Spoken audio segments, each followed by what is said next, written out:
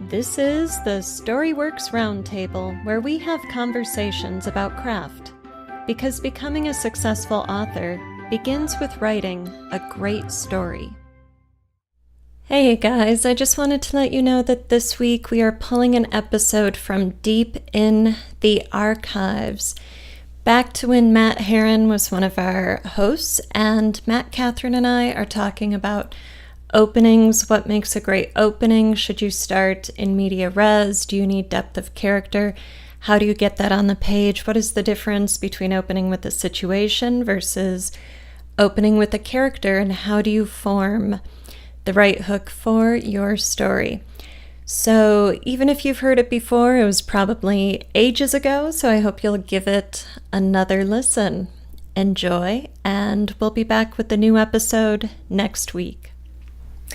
All right, welcome to another Storyworks Roundtable. Today, Matt, Kathryn, and I are going to talk about what makes a great opening. So your stories need to hook a reader. We've all heard that before, but what does that mean? And how do you hook a reader? What actually does it take to get a reader invested in your story in that first page? Or better yet, that first sentence? Yeah. So people always suggest that you start in media res, like in the middle of something. Mm-hmm. But I was taking the short story workshop recently, and the teacher kept saying that you need depth in openings, as in depth of character. So instead of starting in the middle of action, where you don't really know what's going on, you don't have any emotional investment in the character, you should start with depth of character so that when you get to the action, the reader cares about what's happening. True, but let's define in media res first, because it doesn't mean start in the middle of action, like start with a burning building or start with someone falling off a cliff, although you could. What it means is start your story where the action of the story begins, because too often writers start with their setup, and they're really giving the reader the pre-writing, where they are trying to front-load information and say, this is who my character is, and this is what my setting is, and this is the kind of stuff you need to know before you get into the story. And we want you to start in the story. And then all of that information becomes revealed and unfolded as the story progresses. So in media res just means don't front load your setup. Start with story. Right. Yeah, that makes sense. Mm-hmm. So the example I was given was, if you start the story with two characters talking and you haven't introduced the characters yet, it's not necessarily going, it could, but it's not necessarily going to hook the reader, because the reader doesn't know who those characters are or what their motivations are or why it matters, like why this conversation matters. Mm-hmm. True. So, gosh, this is such a complex topic. It seems really simple on the surface, but it's really a matter of layering meaning into those opening lines, so you could begin with characters in dialogue, but you need to have something important, something imminent and grabbing about that dialogue, something that shows a reader why we care about these people. Right. Mm-hmm. Right. Something characterizing in the dialogue, right? Not just dialogue about what's happening, or a dialogue about some part of the plot, right? If you don't know who this character is, you have no reason to be invested in them. Right, but you're getting to know them as the story opens. So what's coming to mind is the opening of The Murder in Skog Hall. It's a prologue, and it's in the killer's point of view, and he is a man in the dark, standing behind a car, staring up at a house, watching a woman through the picture window of her living room as she moves around. So she's well lit because it's night outside, and you care about this because this woman who's home alone, who's, like anyone, kind of a girl next door, like she could be you, she could be me. She's in danger, and we don't know what this man intends for her, but it's creepy, and we're inside his head, so he's troubled. So it's the situation, and she's immediately relatable because She's just a person at home doing her thing, right? like any one so of us. That prologue is from his perspective, right? Mm-hmm. His point of view, and it doesn't start with dialogue. It starts with like his internal dialogue, and it goes straight down to. So this is what, like when they say depth in openings, right? That opening was great because you took us right into like his PTSD, his trauma, like his background in the war, like, and that's really deep. You took the reader from nothing, from this situation where like obviously there's some danger involved, and straight down into this character who is very uncomfortable to be in. Right. And so that's all the depth. But in my mind, that didn't start with dialogue, right? It started with his internal. No, it didn't start with dialogue, and I'm glad you said that because you just. I was really thinking about Bonnie as the character that we identify with, but you're right. We go into the head of Carl, the antagonist, and so that is very much depth of character. With making the reader uncomfortable being situated in this guy's thoughts. But at the same time, the one we're worried about is Bonnie. We know he's going to be okay because he's the one who will do the harming and not be harmed. So there's kind of a juxtaposition there between which character we're going deep into and which character we sympathize with. Yeah, but I don't even think it matters necessarily which character matters for your story, as long as you have some depth in your opening, right? Something to pull the reader down into that and say like, now you need to know what happens, right? Like you need to find out what happens because even though Bonnie is the main character, well, she's the victim. Well, right. So so neither of those people are even the main character in that story, but because I don't know what happens, I keep reading. Right, which brings us to intrigue. So depth is somebody else's word. And what I'm concerned with when I see an opening is intrigue. So that's one of my words I'm always using is intrigue. And intrigue is any unresolved question that you lead the reader to ask by laying out your clues, your information, your scenarios on the page. So in that opening we're talking about, it's obviously what's going to happen to that woman in the house. What is this guy with PTSD and war trauma going to do? That's the intrigue. And that's why you turn the page, because you need to find out what's going to happen between these two characters. Yeah. And I almost feel like you need both, right? Yes, I think depth is a good word and it's a good concept to play with. But if everybody has a different definition of depth, then you can lead to confusion instead of clarity. So what were you going to say, Kathryn? I always think of it as fascination, like if I'm fascinated by the character, or like in different things, different genres, different things. So like a lot of times in fantasy, it's I'm fascinated by what they're setting up. Like a good an example that comes to my mind is Mistborn by Brandon Sanderson, where like the first opening bit is it's raining ash and it's normal, and you're immediately like fascinated by what this character is going through in this world that you have no idea. And so it does that intrigue, that why is this going on, what is happening. And then in character driven genres, like fascinated by what they're going through or why they are the way that they are. So like the fascination part is the part where I see the depth. It's like if you can get me down to that point where I actually care and I'm like, whoa, like I want to know more, then that's kind of where you need to be in terms of hooking and opening. So I don't think there's like any one given thing per genre. It's like different things, different stories, different levels of depth, whether it's character or setting or wonder or, different things that draw people in. Right. Well, I think the intrigue or fascination can come from any element of story, but I do agree with what Matt was saying before the call, that depth of character is critical to any opening, because we as people empathize with people, and you can't empathize with the setting. So that raining ash thing might be intriguing, and it might get you to turn the page to find out why.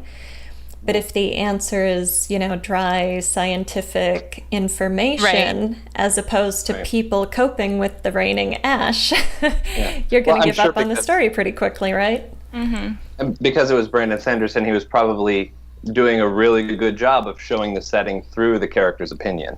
Right, exactly. Right? So it's not just that it was raining ash, it was what the character thought about it. He thought that it was normal, right? Right. Yeah, it's the character interacting with a world that doesn't make any sense. Yep. Right. Yep. Right. Yeah. And you could open with strict setting with no people in it and hook a reader, but you're going to have to introduce that character, immediately within a couple of paragraphs. So you would provide the sort of tableau of this world, but then we need that. You can't really show the setting without the character, right? Because you're in their point of view, and so when you're describing the setting, you're describing it from their point of view. So they come together. Well, no, you have a narrative voice. So your narrator, think of the establishing shot like maybe in a Western movie where you see the horizon and the landscape, and maybe there are some cows or something out on the prairie and, a dried up riverbed. And so you get the mood set. This is isolation, this is loneliness, this is hardship, it's a hard life.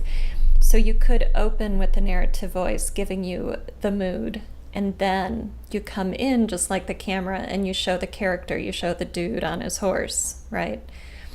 And now you've got that person, the point of view within that world, and we know from the establishing shot, from the mood, that this is going to be a story of hardship, maybe man versus nature, right?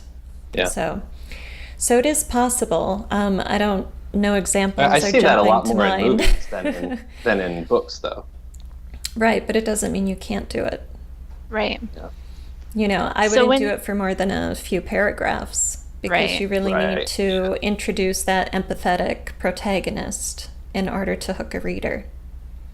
Yeah. Character is paramount. It is the heart of your story. Right. Yep. So when you're establishing that character in the beginning and you're hooking that reader, like when you say we need a depth of character, like what is the part of your character, like thinking about it in terms of my own books, like what is the part of my main protagonist or the scene that I'm trying to show at the beginning, the character that's driving that, such as the antagonist in your prologue, that we want to get to in order to have that connection? Like at what point have you gone deep enough? Like, I guess is my question. Like, Well, it really depends on your story and what you're trying to convey to the reader in that first moment. So if you look at Star Wars and forget the prologue with Princess Leia and the Stormtroopers, go to the opening, we'll call it Chapter 1, where you meet Luke on the farm with his uncle complaining about chores, right? We're being introduced to our protagonist, and he's relatable. He's any American teenager who'd rather go race with his buddies than help his uncle buy droids. So we know he's going to turn into something exceptional because we saw the prologue, and we know that big trouble on an epic scale is coming for him. But when we meet him, we are identifying with something completely normal, relatable. That could be you or me or my kid or my brother or anybody, right? So you want to get down past the superficial into the things that make us want to have relationships with other people. So the part of a friendship where you're actually getting to know the person rather than like the acquaintance level stage with your character in the first chapter. So it's like skipping all of the niceties, I guess, if we're talking about it in terms of a relationship. Well, it so depends on your story. If you're writing a thriller, you probably aren't going to start with the average kid on the page. Think of like Indiana Jones, and I'm using movies because more people have seen them than trying to pick a book, and hopefully a few people have read the same book. It doesn't open with Indy in the classroom with his young student batting her eyelids at him. It opens with him in the jungle going after the golden icon, the blow darts, the giant stone ball chasing him, and then the competitor taking the golden idol out of his hand just when you think he's safe. So it opens with, this is an action-adventure story. This is a very sexy, competent, masculine hero. There's going to be tons of danger in exotic locations. And then we get to see his mundane life as a professor. So what genre are you writing? What is your reader looking for when they open that book? You know, chapter 1 of The Murder in Skog Hall is introducing Jess and Skog Hall and Shakti and the house that's going to be haunted. So chapter 1 is much more like Indy in the classroom, but the prologue with the PTSD and the woman who's going to be the victim is like Indy in the jungle. Right? So you've got to factor all of those things into your opening. Right. And then provide depth with an empathetic character and intrigue or fascination. Yeah, but to answer your question, Kathryn, like how deep is enough? I don't know. I don't know if there's like a meter we can say like 8 feet. You know, like it's, I don't know if we could do that. It's enough for your reader to like relate to them and to want to know more and to really understand the character, like who this person is, right? Like by 3 pages into chapter 1 of Murder in Skog Hall, I know exactly who Jess is. Right? Exactly. There's no question. Damn. Right. Well, I know her as a character. Like I know what's happened to her former married life, right? I know she got a new puppy. I know she's moving to the rural area of Minnesota or Wisconsin or somewhere in the Midwest, right? Like I feel like I know her because we get so many details about her life, and not only about her life, but how she feels about it, right? Like even the part where she's like trying to figure out how to seatbelt Shakti into the car, and Shakti has like gotten tangled in the seatbelt. Like that gives me a really good sense of her character, and it's not far into the story. Like it's just a couple pages, maybe even the first page, right? Right. Yeah. So gosh, this is such an interesting topic. Because as you were talking about Jess, Matt, I was thinking back to Indiana Jones and that question of depth. And like when we see him in the jungle, we don't get any depth. It's all action. It's when he's back on campus and he's in the classroom and then he's talking to his boss about his next mission when we see sort of his quieter, more considerate personality and his academic side come up. And then, you know, later we see his romantic side and we see... So there is an unfolding over the course of the story, you know, and with Jess, I took an approach of like, this is the person who's about to change. Her life is about to go sideways because of this haunting. But I did give you in the first chapter this whole like, you know. It's like the juxtaposition of it, right? Right. That really makes you wonder what's going to happen. But maybe with Indiana Jones they did that. I mean, I'm sure they did it on purpose too, where it's like first you see the action and then you see him teaching a classroom. So it's the depth comes from not just all of one or all of the other, but seeing them together, right? Or seeing them back to back and seeing like, oh, this person does have some depth. He's not just an action hero. He also is a professor and he also has this romance element. And they probably show you that in 5 minutes. Well, you definitely know he's a romantic icon because the girl in the classroom in that first scene outside of the jungle is, you know, has I love you written on her eyelids, which is a great moment. I think it goes back to intrigue and fascination. So to go back to your question, Kathryn, how deep do you go? You have to go deep enough to make the reader want to turn the page. And that's going to happen by raising questions that need to be answered and by creating character empathy. Right? So if you've got tension, we empathize with characters who are feeling tension. Like in the open of the Ariga project, Eliana, right? She is in the midst of this huge gala, and this isn't her thing. So she's there doing it because, you know, it's her husband's party and she's involved in it and she's part of it, but she's not into hobnobbing. So there's tension there. It's like I've got to go outside of myself. And everyone can relate to being in a social situation where you have to push your boundaries. So we empathize with her. And right? You get to know her, like there's depth of character there because she clearly doesn't want to be doing this, right? And so you know like what she likes doing and what she doesn't like doing, and you know how she feels about all of the other people at the party and how she thinks that guy's a sleazeball and she kind of likes this person, you know. So there's a lot of it's all about like how Eliana feels about the party, right. Which so you were doing kind of like I was doing in the first chapter of Skog Hall with the setup. So you go inside the point of view characters, and in the Eureka project we're learning about these different players who will factor into the plot later, you know, the sleazeball and the politician and the foreign investor. And so you are learning about the world while you're empathizing with this protagonist whose life is about to change. And that's the crux of any opening. We're meeting someone that we need to invest in because that person's life is about to change and we want to go on that ride with that person. You have to care enough about it in the beginning. Yeah, exactly. Yeah. And the intrigue in that opening is because Eamon's about to unveil this huge machine and it's covered with a cloth and you don't know what it is. And that hopefully makes people think, oh, I like this character and I want to know what's happening there. So they keep reading. So it has like the fascination and the intrigue. Right. And the depth. I think the depth is the thing that makes us empathize. So you need enough depth of character to empathize. And different books do it differently. Saturday by Ian McKeown? I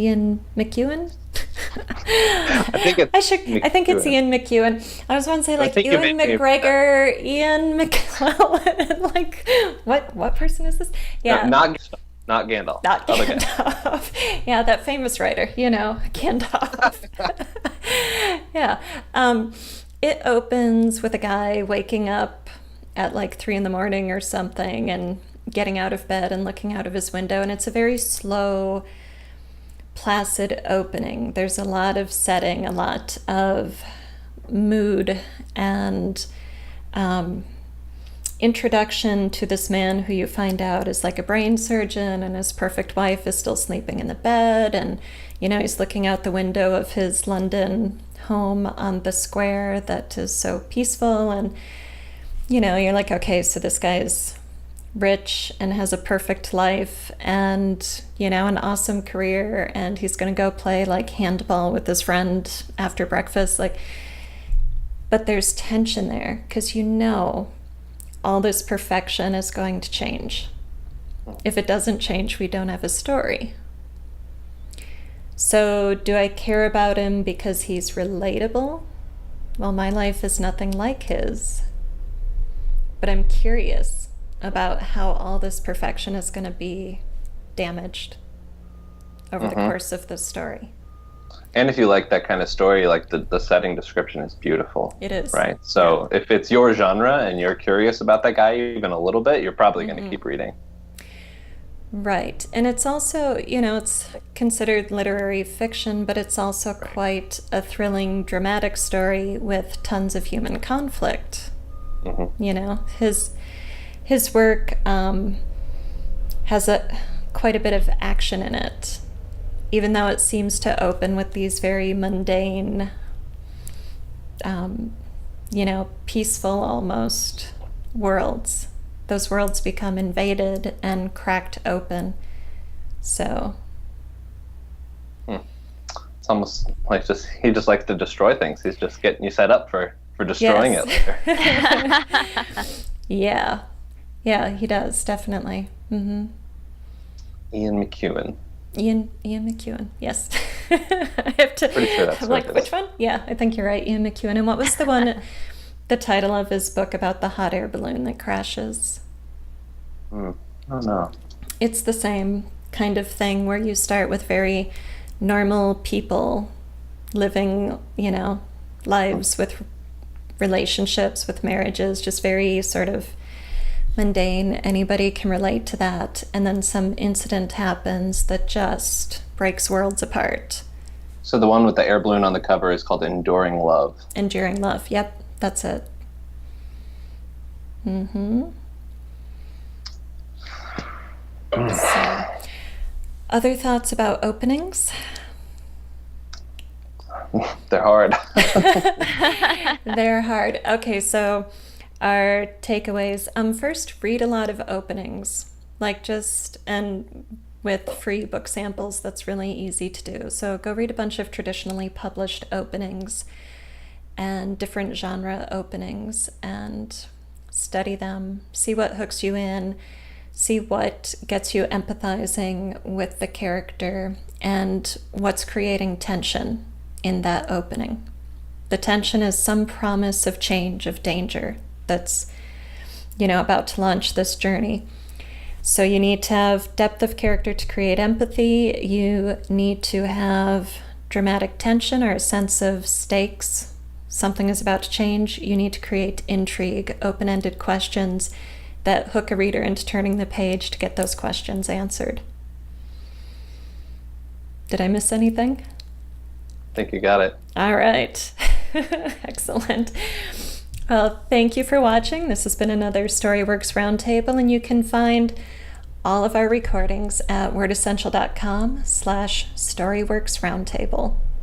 Thank you for listening to the Storyworks Roundtable. Find all our shows, show notes, and videos at storyworkspodcast.com.